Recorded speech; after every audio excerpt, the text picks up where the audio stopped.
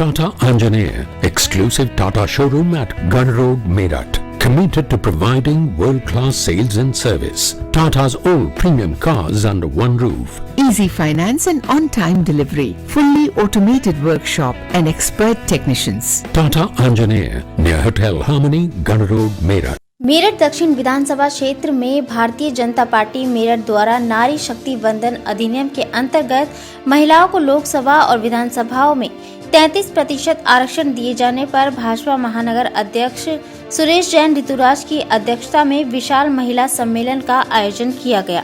कार्यक्रम में मुख्य अतिथि राज्य मंत्री नरेंद्र कश्यप की उपस्थिति में नारी शक्ति वंदन महिला सम्मेलन भव्यता एवं संपूर्णता के साथ संपन्न हुआ।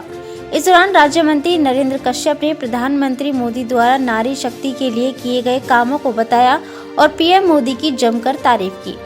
सम्मेलन में सांसद राजेंद्र अग्रवाल, राज्य मंत्री डॉक्टर सौमित्र तोमर, राज्यसभा सांसद कांता करदम, एमएलसी डॉक्टर सरोजनी अग्रवाल, व्यापार प्रकोष्ठ के प्रदेश संयोजक विनीत अग्रवाल शारदा, महिला मोर्चा की क्षेत्रीय अध्यक्ष वर्षा कौशिक, महिला मोर्चा की अध्यक्ष गीता शर्मा, उत्तर प्रदेश महिला आयोग की सदस्य राखी त्यागी, राष्ट्रीय कार्यकारिणी अध्यक्ष अंजू वॉरियर, दक्षिण विधानसभा के सभी मंडल अध्यक्ष, सभी पार्षद, महिला मोर्चा की सभी दक्षिण विधानसभा के पदाधिकारी उपस्थित रहे। वहीं कार्यक्रम में समन्वयक महानगर महामंत्री महेश पाली का विशेष सहयोग रहा। संयोजिका महानगर उपाध्यक्ष निधि रस्तोगी रही, सह संयोजिका सुनीता सैनी रही। साथ ही भारी संख्या में नारी शक्ति भी उपस्थित रही। आदरणीय नरेंद्र मोदी जी का धन्यवाद करने के लिए नारी शक्ति अभिनंदन सम्मेलन का आयोजन किया गया, जिसमें आज हम सभी कार्यकर्ताओं ने दक्षिण विधानसभा से आई हजारों बहनों को 33% रिजर्वेशन पॉलिटिक्स में मिलने के संदर्भ में बधाई दी और सभी महिलाओं ने देश के प्रधानमंत्री नरेंद्र मोदी जी का आभार जताया। मेरे ख्याल से देश में ये पहली अभूतपूर्व घटना है कि हमारी सरकार में जिसका नेतृत्व देश के प्रधानमंत्री नरेंद्र मोदी जी कर रहे हैं, जिन्होंने बड़ा दिल दिखाते हुए महिलाओं को सशक्त करने के लिए राजनीति में 33% रिजर्वेशन देने की व्यवस्था संविधान के माध्यम से करके भारत की महिलाओं को एक नया अधिकार दिया है। आने वाले समय में भारत की महिलाएं इसका लाभ उठाकर देश का नेतृत्व करने का काम करेंगी।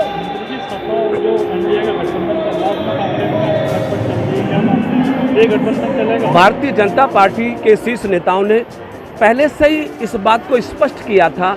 SP, BSP, RLD, Congress, CPI, CPM, तमाम जो ये मौका परस्ती पार्टियां हैं, जो जिनका न सोच मेल खाती है न विचार मेल खाता है, ये केवल गठबंधन मोदी जी को सत्ता से हटाने के लिए बना है, विकास के लिए नहीं, राष्ट्र की समृद्धि के लिए नहीं।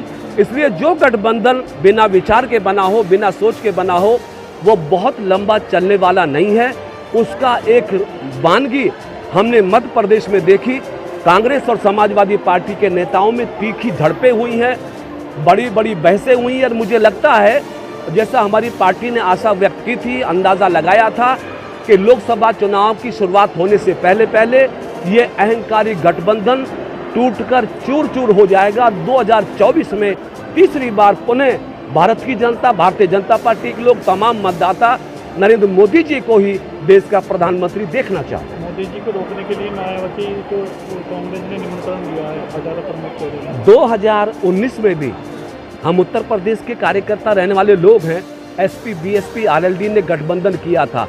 सपा बसपा ने घोषणा की थी कि हम भारतीय जनता पार्टी को उत्तर प्रदेश में एक भी लोकसभा की सीट नहीं जीतने देंगे, लेकिन उत्तर प्रदेश की जनता बहुत महान है, जिन्होंने भारतीय जनता पार्टी का समर्थन करते हुए 80 में से 64 सीटों पर भारतीय जनता पार्टी कमल खिलाया। और 2024 में तो करिश्मा होने वाला है, क्योंकि उत्तर प्रदेश की जनता ने आजमगढ़, रामपुर, स्वार टांडा जैसी सीटों को जिता के भारतीय जनता पार्टी को ताकत दी है। इसलिए मैं कह सकता हूं कि 2024 में उत्तर प्रदेश में भारतीय जनता पार्टी 80 में से 80 सीटें जीतेगी। सपा, कांग्रेस, आरएलडी अपनी जमानतें बचाने के लिए तरस जाएंगी। बसपा का तो अस्तित्व खतरे में है। धन्यवाद करने के लिए कि उन्होंने जो नारी शक्ति वंदन अधिनियम जो पास किया है, ये मातृशक्ति को सामाजिक और राजनीतिक क्षेत्र में उनकी हिस्सेदारी तय करेगा।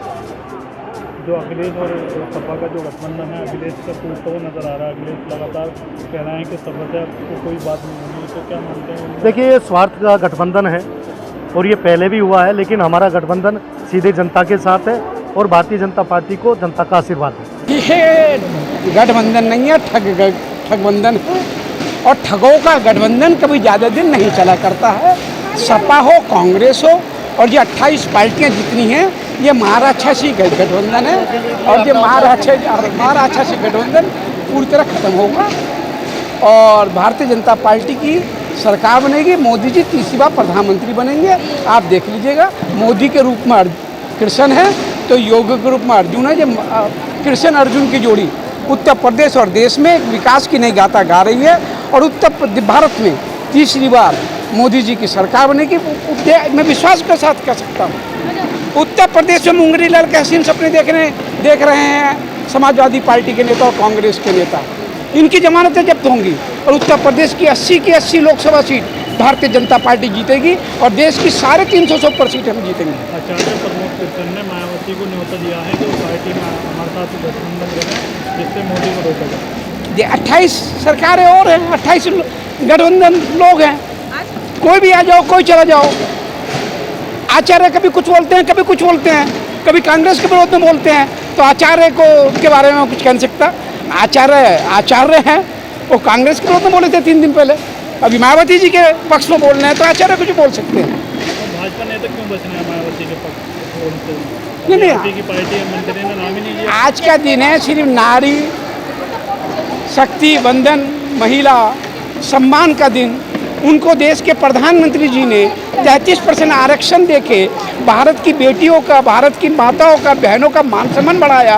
कांग्रेस बिल लाती रही, देवेगौड़ा बिल लाते रहे, कभी पारित नहीं किया।